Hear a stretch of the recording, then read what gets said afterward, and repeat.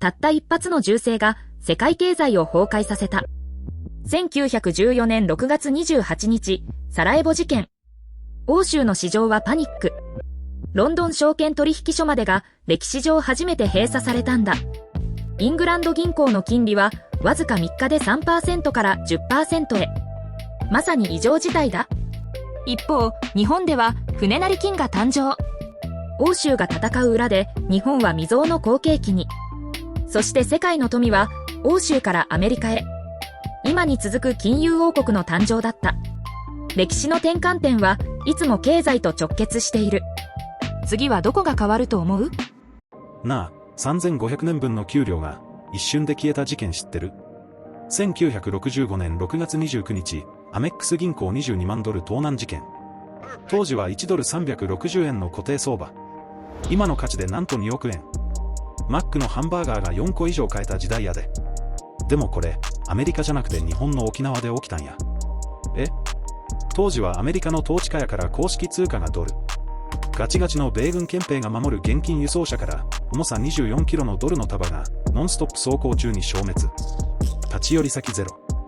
まさに移動する密室トリック。ルパン三世かよ。犯人は現地の銀行員。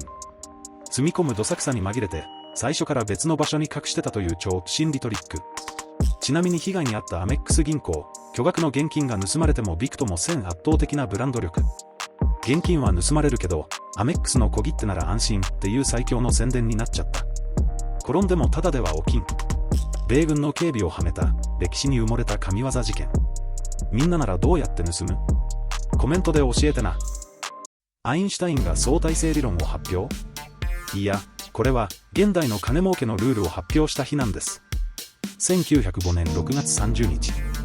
当時、彼は特許局の平凡な技師でした。でも、この日に世界は変わった。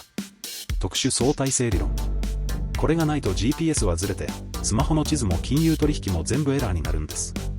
現代経済のミリ秒単位の取引は、すべてアインシュタインの計算のおかげ。120年後の今、僕たちの財布を支えてます。さあ、今日は1年の折り返し。アインシュタインを見習って、後半戦は大きな一歩を踏み出そう。チャンネル登録して、プロジェクトの後半戦も一緒に突き抜けよう。世界で一番せこい理由で数百万ドルが動いた日を知っていますか？ 1959 年7月1日、アメリカとイギリスはヤードポンドとその派生単位の値を共通化する協定を締結しました。それまでの両国の1ポンドの差は、なんとわずか 0.09mg。そんなのどうでもいいじゃんと思いますよね。でも、これが経済の大問題だったんです。大量の金や化学物質の貿易、さらに精密な航空宇宙の部品が、この微細なズレのせいで噛み合わずに大損失。この共通化は、当時勢力を伸ばしていたメートル法経済圏に対抗する米英の防衛策でもありました。取引コストを爆下げしたこの協定。